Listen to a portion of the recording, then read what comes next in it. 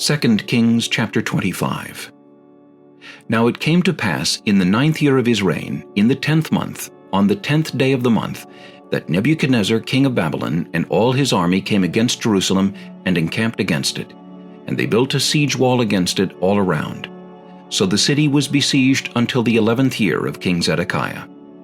By the 9th day of the 4th month, the famine had become so severe in the city that there was no food for the people of the land.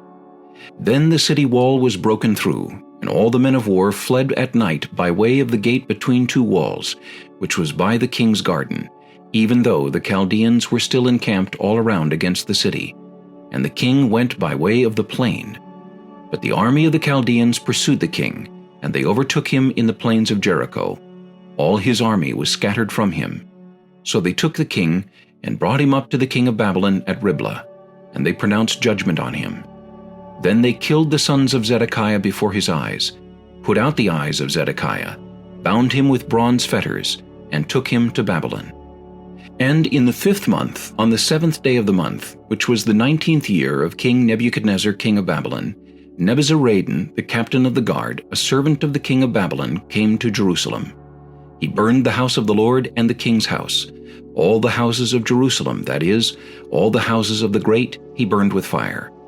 And all the army of the Chaldeans who were with the captain of the guard broke down the walls of Jerusalem all around. Then Nebuzaradan, the captain of the guard, carried away captive the rest of the people who remained in the city, and the defectors who had deserted to the king of Babylon, with the rest of the multitude. But the captain of the guard left some of the poor of the land as vinedressers and farmers. The bronze pillars that were in the house of the Lord, and the carts and the bronze sea that were in the house of the Lord, the Chaldeans broke in pieces and carried their bronze to Babylon. They also took away the pots, the shovels, the trimmers, the spoons, and all the bronze utensils with which the priests ministered. The firepans and the basins, the things of solid gold and solid silver, the captain of the guard took away. The 2 pillars, one sea, and the carts, which Solomon had made for the house of the Lord, the bronze of all these articles was beyond measure. The height of one pillar was 18 cubits, and the capital on it was of bronze. The height of the capital was 3 cubits, and the network and pomegranates all around the capital were all of bronze. The 2nd pillar was the same, with a network. And the captain of the guard took Seraiah the chief priest, Zephaniah the 2nd priest, and the 3 doorkeepers. He also took out of the city an officer who had charge of the men of war, 5 men of the king's close associates who were found in the city, the chief recruiting officer of the army who mustered the people of the land, and 60 men of the people of the land who were found in the city. So Nebuzaradan, captain of the guard, took these and brought them to the king of Babylon at Riblah. Then the king of Babylon struck them and put them to death at Riblah in the land of Hamath. Thus Judah was carried away captive from its own land. Then he made Gedaliah the son of Ahikam, the son of Shaphan, governor over the people who remained in the land of Judah, whom Nebuchadnezzar king of Babylon had left.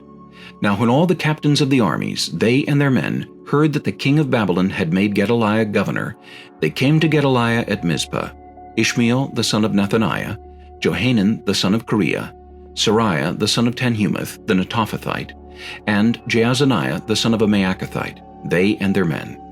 And Gedaliah took an oath before them and their men, and said to them, Do not be afraid of the servants of the Chaldeans. Dwell in the land, and serve the king of Babylon, and it shall be well with you. But it happened in the 7th month that Ishmael the son of Nethaniah, the son of Elishama of the royal family, came with 10 men, and struck and killed Gedaliah, the Jews, as well as the Chaldeans who were with him at Mizpah.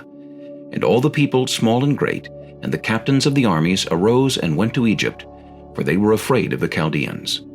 Now it came to pass in the 37th year of the captivity of Jehoiakim king of Judah, in the 12th month, on the 27th day of the month, that evil Merodach king of Babylon, in the year that he began to reign, released Jehoiakim king of Judah from prison. He spoke kindly to him, and gave him a more prominent seat than those of the kings who were with him in Babylon. So Jehoiakim changed from his prison garments, and he ate bread regularly before the king all the days of his life. And as for his provisions, there was a regular ration given him by the king, a portion for each day, all the days of his life.